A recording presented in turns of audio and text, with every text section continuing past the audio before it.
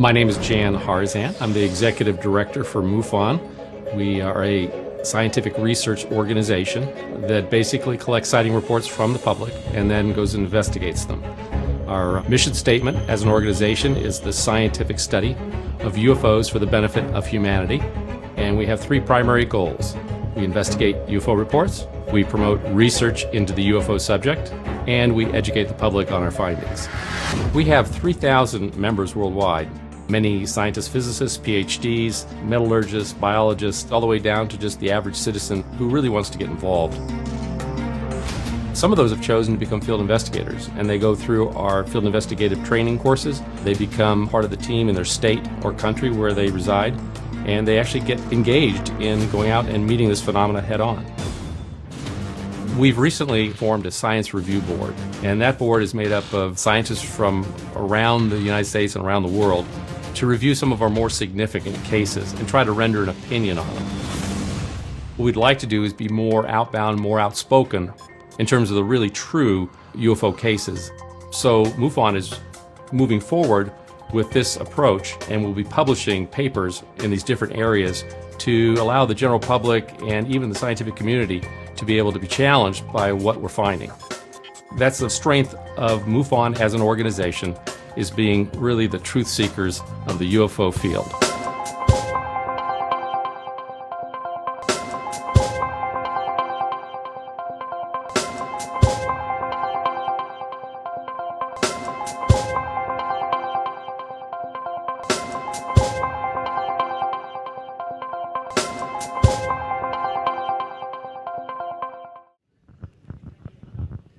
Good morning. Our speaker, Dr. Ted Peters, is the author of UFOs, God's Chariots, Flying Saucers in Politics, Science, and Religion. He teaches theology in Berkeley, California, at the Graduate Theological Union, where he co-edits the journal Theology and Science on behalf of the Center for Theology and Natural Sciences. He has been a member of MUFON for 35 years and once served as the Louisiana State Director and has recently served as consultant to NASA and SETI on the ethics of planetary protection. Please allow me to welcome to the stage Dr. Ted Peters.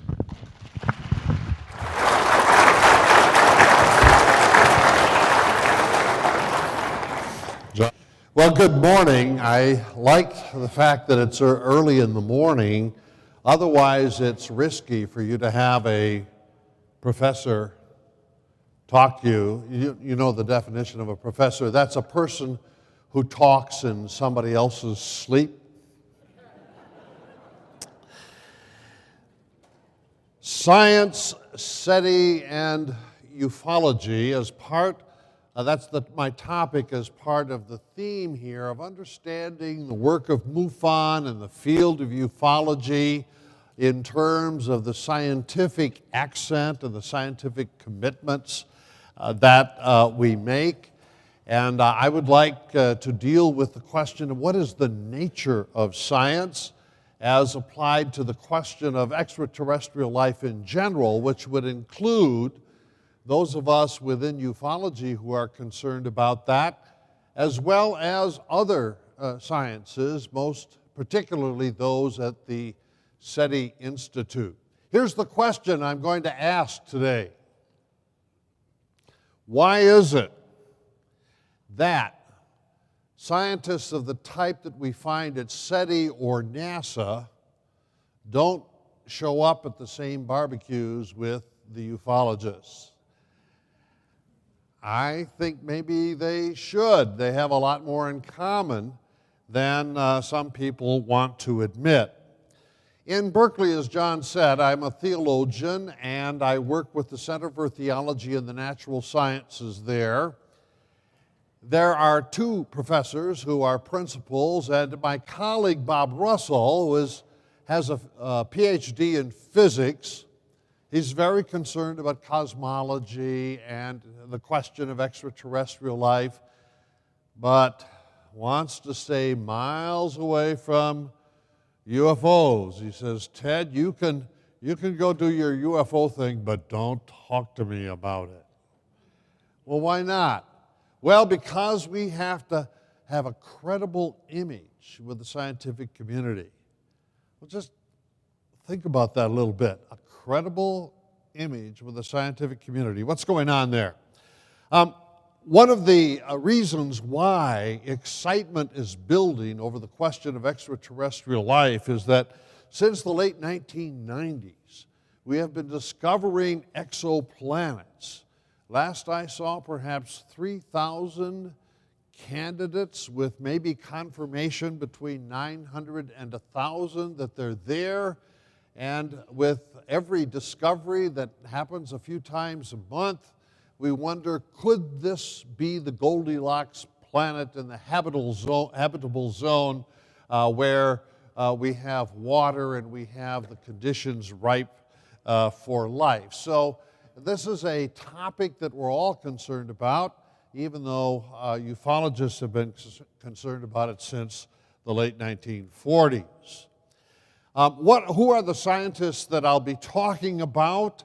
Astrobiologists primarily, but their colleagues, the astrophysicists, the astronomers, other space researchers, NASA, but primarily SETI, which you're probably familiar with, stands for the Search for Extraterrestrial Intelligence Institute, and their primary method is to listen for radio signals, or radio astronomy is their method for pursuing the search for off-Earth intelligence. There is a basic assumption at work in astrobiology, an assumption that most SETI researchers also make, and this will be the focus of what we're going to say in the next few minutes. This is Chris Impey, who heads the astrobiological project at the University of Arizona in Tucson, and it's the assumption that evolution leads to life, and then it leads to intelligence, and it leads to science and technology. And in Chris's words, since we, that's us on Earth, since we've only just attained the capability for space travel and communication, any civilization we encounter is likely to be far more advanced than we. That's an assumption. It is not a conclusion. My question is this a valid assumption or not? And obviously, by posing it this way, I think it's a very questionable assumption. Have you heard of the Fermi paradox? I bet you have. Try to imagine yourself on a sunshiny day, 1950, Los Alamos National Laboratories, and you're having an early lunch with Enrico Fermi, the great physicist, and Fermi is reading the newspaper, and of course the only newspaper you'd want to read in Los Alamos is the New York Times. And there is a series of stories running day after day for a while about garbage cans missing. Where are those garbage cans going? And each day you get another installment about this mystery. Well, in addition, there are articles in the Times about flying saucer sightings. And on one day, a cartoonist draws Fermi's attention, and you can see it's the aliens. They're stealing the garbage cans.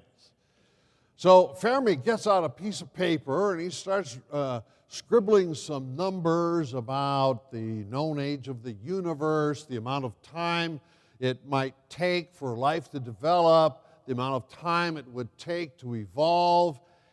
And he says, where are they? Space should have traffic jams of traveling intelligent beings out there. Why are they not there? So we've come to call this the Fermi paradox. If that assumption that Chris Impey makes were valid, then we would expect space to be filled with traffic from intelligent beings, but they're not there. Fermi paradox.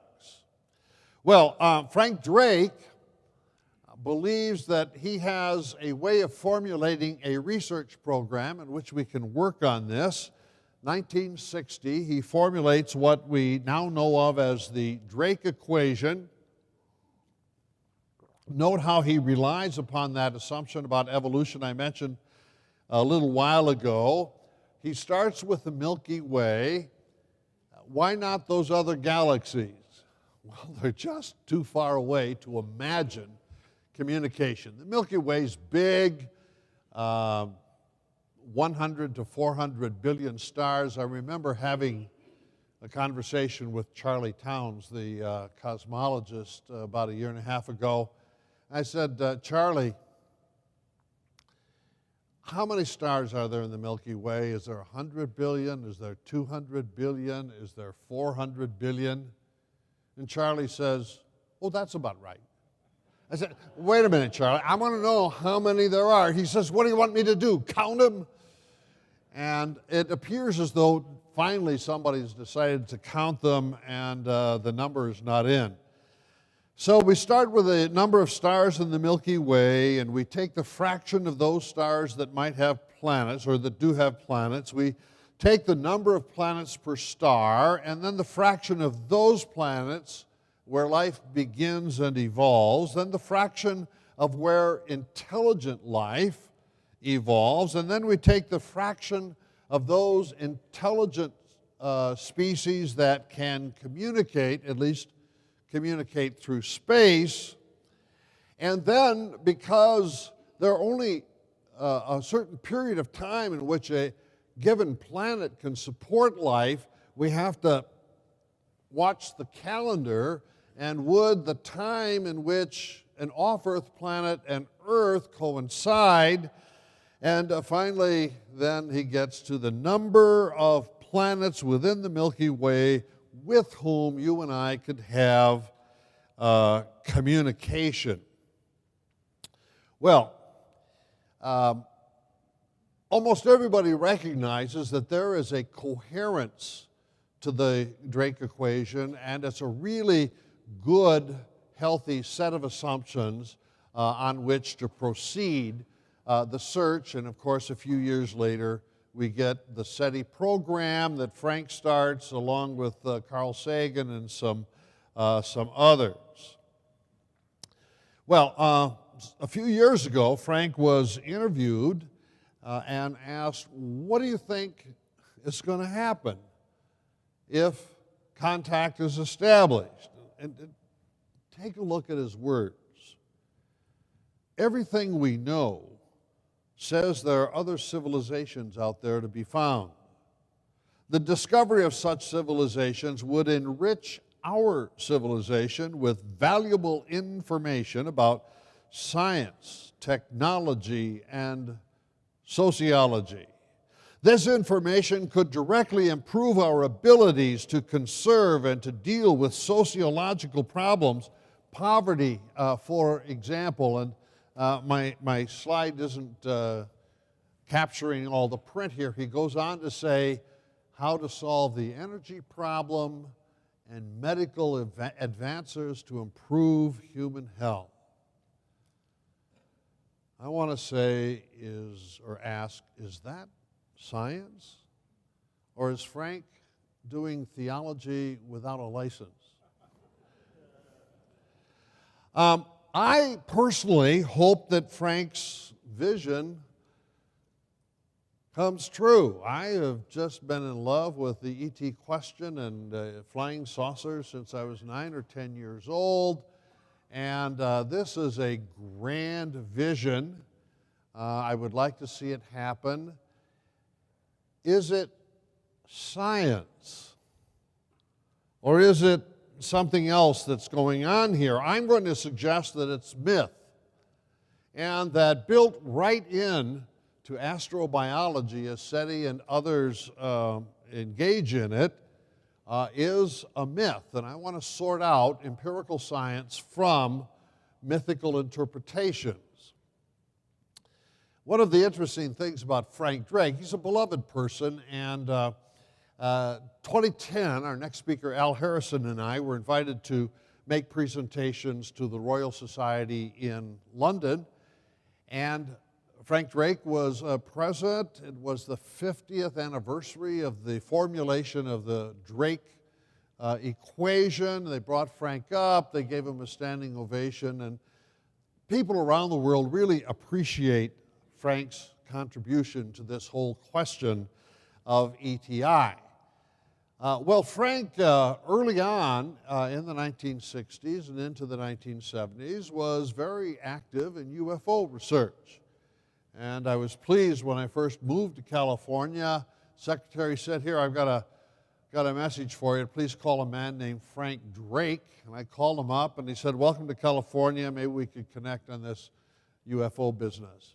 Well, at the Royal Society, we had a chance over a glass of wine. I said, "Frank, you used to really be involved with UFO research. What do you think about that now?" And he says, "Well, I abandoned it some years ago." And I said, "Well, why?" He said, "Well, it didn't seem to be making progress towards resolving the ET question, so I've invested my time in SETI." So I just report that as an interesting piece of information. Okay, now, as I said, what I want to hypothesize is that there is in this kind of thinking, both amongst our scientific researchers such as SETI and amongst many of us in ufology, a set of components that I think looks like myth. First of all, it's the inclusion of the origin of life within evolution. Both are scientific questions, but the theory of evolution has to do with speciation, how life changes from one species to another. Charles Darwin said at least 4 times in his book, The Origin of Species, "I have no idea how life began." And scientists today still don't know how life began. So evolution talks about the changes in life forms, not the origin of life. Yet you cannot justify the search for ET unless you make some positive assumption about the origin of life. The second assumption that strikes me as mythological in character is that evolution is progressive, that you started out with the simple and the dumb, and then you advance to the intelligent, and the intelligent to the scientific, to the technical, etc. I just want to say, it doesn't look very scientific. It looks like some assumptions built in there, and I'll elaborate on this if I'm stepping on your toes right now. Then intelligence leads to science, and then science will save the human race. You saw that in Frank Drake's speculation. Science will save the human race, its sociological problems, its medical problems, and even the problem of energy. I want to call this a myth based on a pattern, and you can't see it there, of what I call the Gnostic Redeemer. Let me explain that, and then we'll see whether or not it fits what is going on. Is there a new myth brewing? We are used to thinking of the human race as having developed evolutionarily over a period of time, and the future's not here yet. Will there be in our future a species more intelligent and more capable scientifically and technologically, and maybe even more capable spiritually and ethically than we are? And if so, do they live today already in an off-earth civilization? All right, let's go back to the Gnostic Redeemer myth. Take that word Gnostic. It's the Greek word for knowledge. So according to this myth, salvation comes through knowledge, and this myth was prevalent amongst the Greeks and the Romans just prior to and just after the New Testament period. And the Gnostic Redeemer story goes something like this. There was originally a divine realm characterized by light, truth, unity, and then by accident, the accidental person is called the demiurge, the physical world got created. and we fell into darkness. And in the physical world, these spiritual truths are covered over by materiality and passion and the flesh. What we need is to be saved from this darkness through true knowledge. But the good news, according to this myth, is that there lies within each one of us as a human being a little spark of the divine, a little bit of that original light. And if you can imagine, in the ancient world before Thomas Edison, fires were of special interest, because if you're around a campfire late at night, you see how the flames go up. And sometimes embers will fly up, and then the smoke rises up to heaven. And so, according to that extended metaphor, this spark from within us could be fanned in such a way that it would rise up through the various levels of darkness until it returns again to the light. And what we need, according to this myth, is a teacher, someone who will come from the realm of the light and help us to realize the spark from within. Well, there were two versions of this. One calls the spark the pneuma, or the spirit.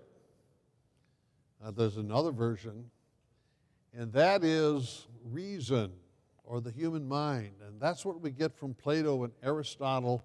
And it also is the version of the myth that we get at the rise of modern science. If you take a look at Galileo and Newton, they said that God thinks in mathematics.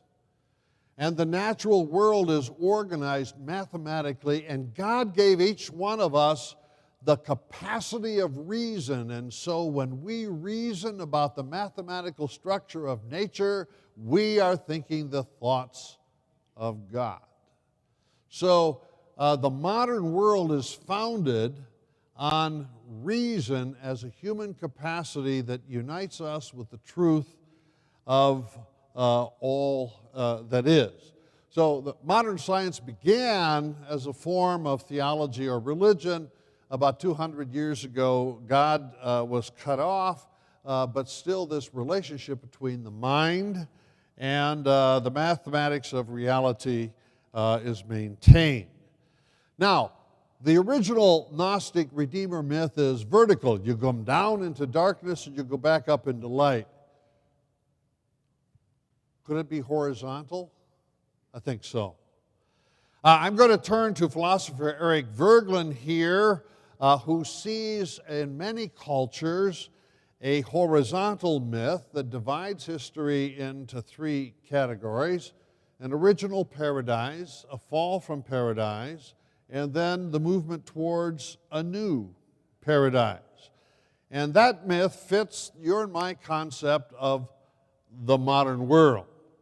The modern world says that the original paradise was the birth of reason in ancient Athens, and then Western civilization fell into the Dark Ages. The Dark Ages is the age of religion, dogma, rigidity, narrow-mindedness.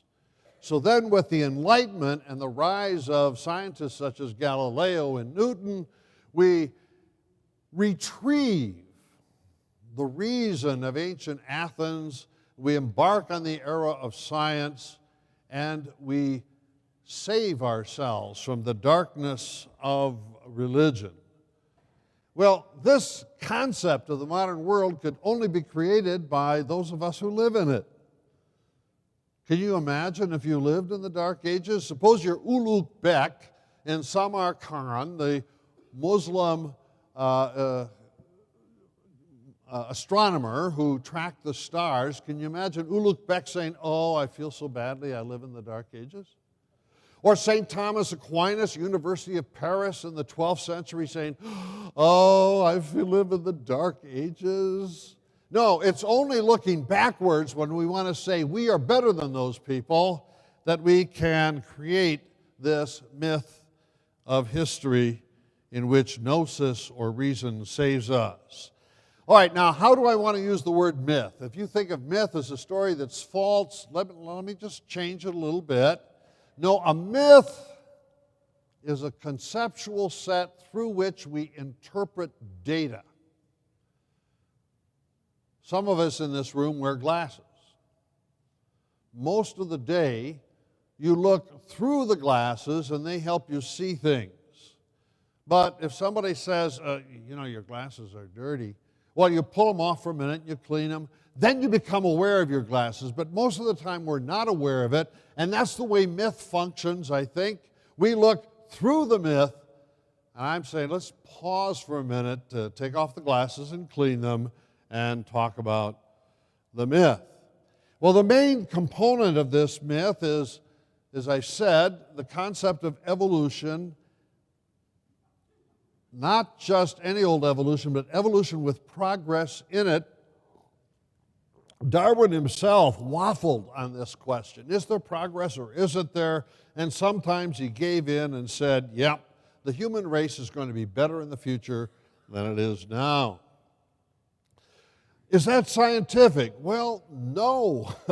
If you ask the world's leading evolutionary biologists, I just picked 3 of them here, Ernst Mayr, Stephen Jay Gould, Francisco Ayala, all of them denounce the idea that there is built into natural processes some telos, some purpose, some direction, some movement of progress from the simple to the complex, from the stupid to the... It's not there. Evolution is driven by the interaction of changes in inheritance acted on by natural selection. And Francisco Ayala, with whom I spend a lot of time, will say there is no guarantee that the human race is going to survive, let alone speciate into something better than us. He said you could imagine a natural disaster of the type that eliminated the dinosaurs, or perhaps climate change, or perhaps nuclear self-destruction, in which the human race would go extinct, and the insects, they would survive. There is nothing about evolution that suggests that intelligent species are more likely to be selected for endurance than unintelligent species. Now, maybe you don't like this. Well, if you don't like this, well, you just choose another scientist, right? And there are very respected scientists who say, no, that's not right. Christian de Duve, Nobel Prize winning biologist from Belgium, says the universe is awash with life. We haven't found it yet, but it's there. Simon Conway Morris at Cambridge argues that evolution has a principle of convergence in there, that there are only certain alternatives that natural selection can exact, and we should expect that on other planets there will be intelligent life very similar to ours. So my point here is that the assumption that we make in astrobiology or SETI is at least controversial, not to be taken as axiomatic. And I don't know who's going to win the battle here, the no-sayers or the yay-sayers, but we certainly can't glibly make this assumption without recognizing the criticism of it. There's one more aspect about myth that I think we ought to pay attention to, and I suggested this when I mentioned the myth of the modern age, and that is you and I, when we tell myths, like to make ourselves into the hero. So let's take a look at the Freudian myth. Sigmund Freud says there are 3 great revolutions that make the modern world what it is. Number 1, the Copernican revolution, putting the sun in the center of the universe and the earth on its periphery. Number 2, the Darwinian evolution that anchors human nature in the natural world. Well, he's got to have a third. What's that third one going to be? I wonder. It's the Freudian revolution. And he's worried about the ego. Let me say, I don't think he needs to worry about his own ego. So tell me a myth and put me in it. That's part of the dynamics of what's going on here. All right, now let's try to apply this to SETI and see what it is that we come up with. This is Jill Tarter, and for many years she was the director of the SETI project. Scientists really admire her. She's a good scientist, and she's provided excellent leadership. But let's just take a look at how she thinks about what we're talking about. The ETIs, or the robotic emissaries that we might connect with, are older than we are.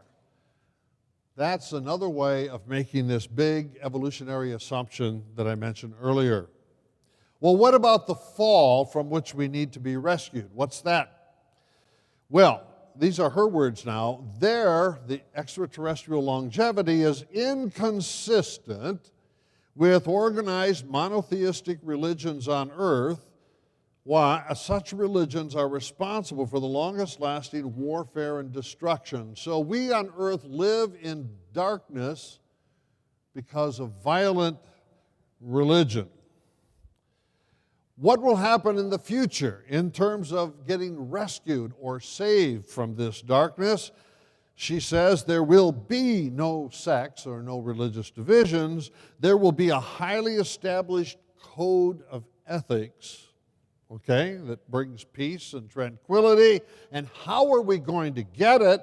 Well, the extraterrestrials will give us the knowledge about how to get it.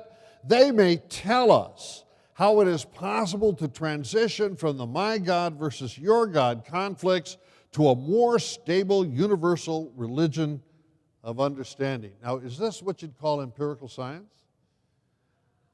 I don't think so. It's theology without a license again. Yet, look at how closely attached it is to the empirical research of listening for radio signals. I have to say that last fall, I was invited to SETI to tell them my thoughts. About 90 scientists were there in the room, and a number of them really took umbrage. When I used that word myth, oh, did they get upset? And after the discussion went for a while, one says, we got to tell myths like this. That's the way we get our funding. Okay, let's try to map what she is saying. Origin of life, that is the movement from chemistry to life, is just sort of glibly just stuck into the theory of evolution. Again, I want to say, it's not part of Darwin's theory of evolution. We still don't know how life began. We may discover it, to be sure, but the chances of its fitting into the theory of evolution, that is to say, variation and inheritance with natural selection, I think pretty low that that's going to be involved.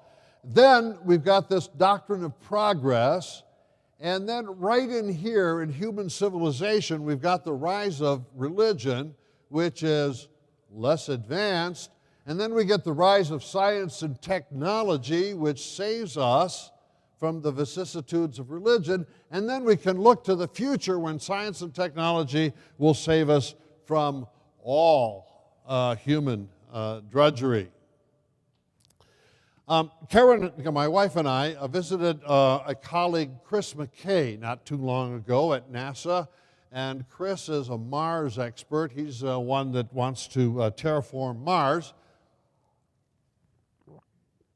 We walked out of his office, and there is a giant picture hanging on the wall. I just had to take a picture of it. And let's take a look at this picture. It's called The Origin and Evolution of Life. Now, what I like about this is that origin and evolution are distinct. They're not collapsed in there. But what is the story that it tells? Well, let's start from left to right. The very early ages of Earth, 4.5 billion years ago, in which there's a lot of interaction between Earth and off-Earth bodies as we're getting clobbered with meteors and things. And then it settles down, and then life begins somewhere around here. Notice it's getting zapped by the sun. There's a whole mythological train of thought having to do with electricity, but I won't go into that in a moment. But at any rate, life begins very simply, and then it progresses. We finally get to strings of DNA, and then that gives birth to increasingly more complex organisms. Finally, we get sea animals who crawl up onto Earth, and then evolution continues. We get the dinosaur age, 65 million years ago. Then eventually we get to human beings, but evolution doesn't stop with your and my human ancestors. Oh no, evolution continues so that the human race evolves higher and higher, and then we get, notice there's a mountain here. Evolution is going upward, not sideways. It's going upward, upward, until we're just about to touch the heavens, and who's there? Whoa, the astronomers and the SETI scientists, that's who's there. It's like Sigmund Freud, tell me a myth and put me in it. A year ago, I was invited to give a paper at a NASA-sponsored conference on exploring life in the universe. Here's my section. I just want you to notice what they called it right there. How can astrobiology help save the world? Is that not theology without a license? Is that what science is supposed to do, is save the world? All right, now I want to turn to the field of ufology in light of what it is that we said, and I had suggested at the beginning that SETI scientists and ufologists should show up at the same barbecues because they have a lot in common. What they have in common is A, a real interest in extraterrestrial intelligence, B, the myth. So let's take a look at this. You probably recognize the Paul Trent photo, McMinnville, 1950. Now, if you were Francois Lagrange, as we heard last night in his analysis of photographs, you'd want to subject this to analysis. Well, if you divide it into pixels, you could tell how sharp the image of that roof is compared to the image of the flying saucer hanging there. And the Condon report, 1966 to 1969, did just that. And you know what? They said, this is an authentic photo. That's not a model hanging by a string. Oh no, that's a 30-foot in diameter hovering craft there.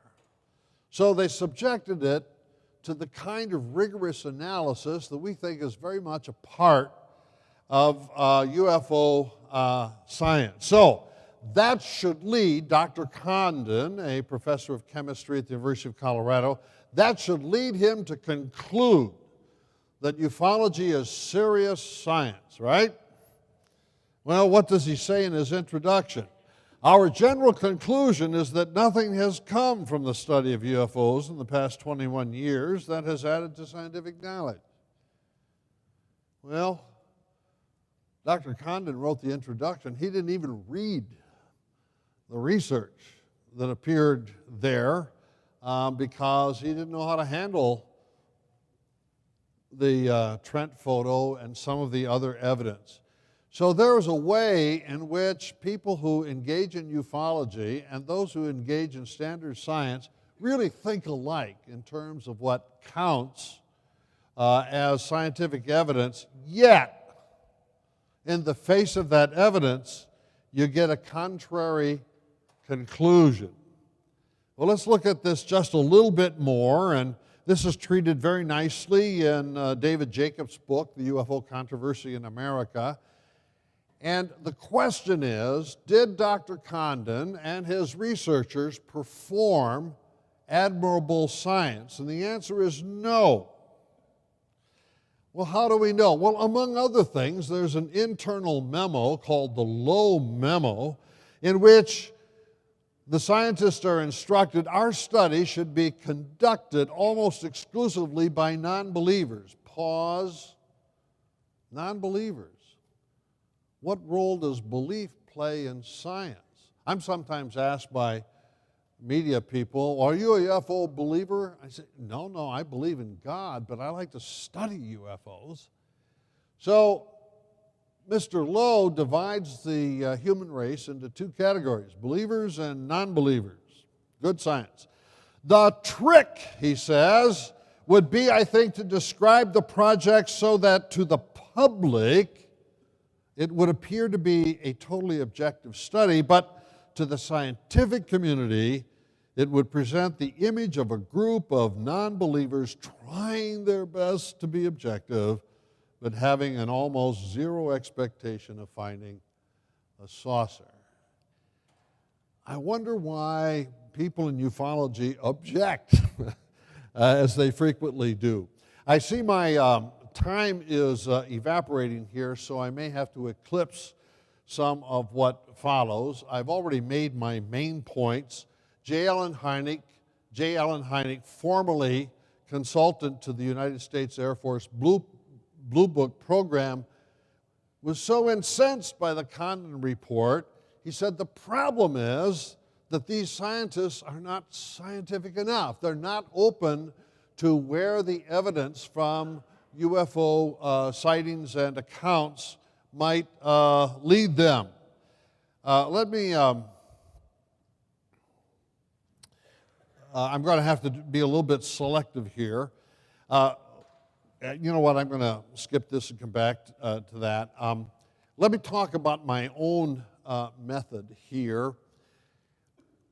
We speak frequently of the UFO phenomenon. Well, a good way to study any phenomenon is the method of phenomenology. And the word phenomenon is based on the Greek verb phino, which means to appear, and in an appearance you have that which appears and you have the person to whom it appears. You have the object and you have the subject. If we wanted to be scientific, we'd only look at the objects.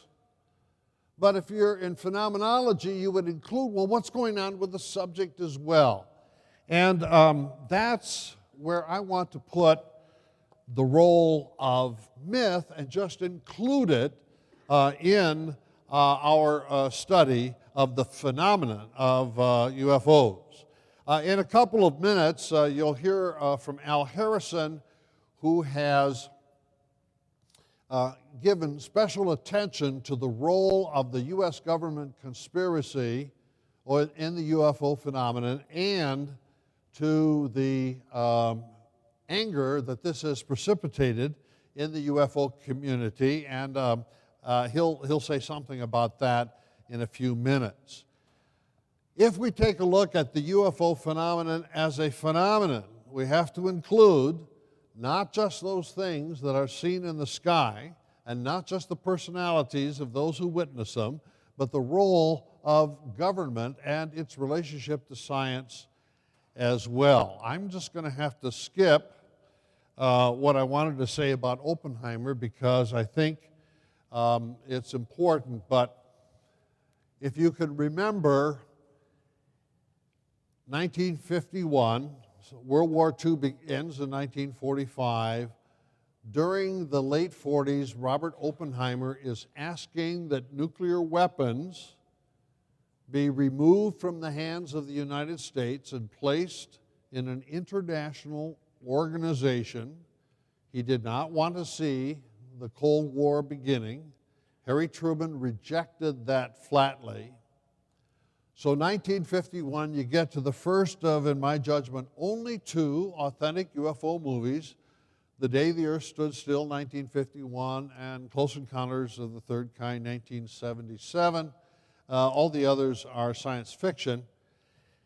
And what's so important here in this movie is how the political leaders around the world cannot deal with the problem of nuclear weapons. So Klaatu comes to us from another planet.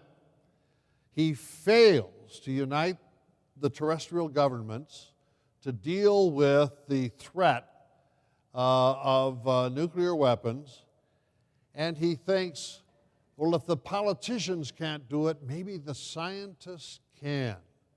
So at the climactic conclusion of the movie, if you saw it and remember it, I can't ask you for a show of hands because the lights are in my eyes, but I'll bet you a lot of you have seen this one. At the conclusion, you see all these scientists gathered in Washington, and they're of different races and different cultures, and the worldwide scientific community, they could deliver world peace when the politicians can't. And we have this great speech by Klaatu, there must be security for all or no one is secure. We live in peace, we and the extraterrestrials live in peace without arms or armies, free to pursue more profitable enterprises. And we could teach you, earthlings, if you only would learn. And so here we have the Gnostic Redeemer myth, all in contemporary imagery. I want to say that I think that this movie had an enormous influence on what then happens within the UFO phenomenon. The contactees of the 1950s are almost duplicates of Klaatu with regard to their messages.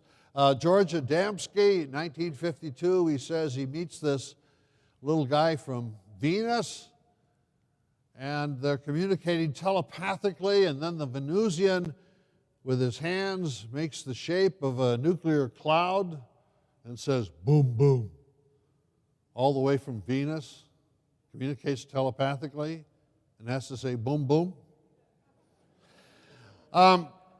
Contemporary UFO cults, I would include the Raelians, the largest UFO religion right now, centered in Toronto. And Rael says, you, earthlings, urgently need to stop nuclear weapons testing. So the UFOnauts are going to bring us global peace by overcoming this threat of self-destruction. That's the Gnostic Redeemer myth at work and becoming the core of UFO-related religions. My point here is that times change, and we now have an ecological threat that we need to be saved from, and funny things, the UFOs want to save us from that as well. A number of things about Stan Friedman here that I'm going to have to skip over, but Stan's main theme is the same as J. Allen Hynek's. The scientists should be more scientific than they are, and that means they should be open to evidence that UFO researchers are able to provide. Okay, my final point, Jan Harzen. Let's take a look at some of Jan's words that appeared recently in the MUFON UFO Journal. Jan is speaking from his heart, and he's also speaking as a MUFON leader. Will man become more accepting of his fellow human beings once he realizes that he is not alone in the universe? Will human understanding ultimately reach a level where wars cease and mankind begins to look at all humanity as his brother, or to be taken care of and served rather than destroyed? One can only hope, and it is with this hope that MUFON proudly bears the mission statement, the scientific study of UFOs for the benefit of humanity. Now, I find this inspiring. I find it something that I myself can embrace. Let me, and I warned Jan about this, okay? Let me suggest that when you catch Jan with a cup of coffee, that you ask him this question. How is it that science is going to deliver all these benefits to humanity. Seems to me there are two ways to interpret this. One would be science itself, medical science, or the other kinds of advances that we're making will make human life better. That's one alternative. The other would be that intelligent civilizations on other planets have a science so much more advanced than ours and a technology more advanced than ours that if they share that information with us, that knowledge with us, then we on Earth will be able to take a leap forward. I do not know how he's going to answer this question. I told him, don't tell me. But maybe he'll tell you. Okay, final. I'm a theologian who absolutely loves science, and I love the question of extraterrestrial intelligence, and my colleague Bob and I are offering a course next spring called Astrotheology, and we're going to define it this way. Astrotheology is that branch of theology which provides a critical analysis of the contemporary space sciences, combined with an explication of classic doctrines such as creation and eschatology. Eschatology has to do with the future, for the purpose of constructing a comprehensive and meaningful understanding of our human situation within an astonishingly immense universe. So what does that mean for science?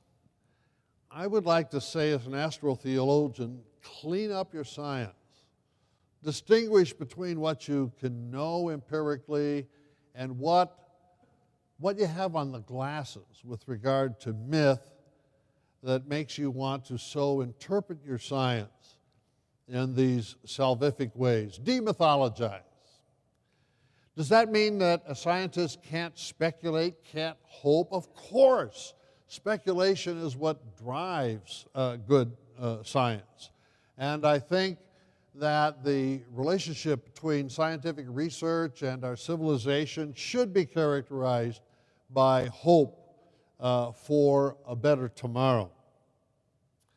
Finally, when it comes time for a barbecue, I would like to see the SETI scientists and the NASA scientists and the ufologists all enjoying it together. Bye-bye, and thank you for your attention.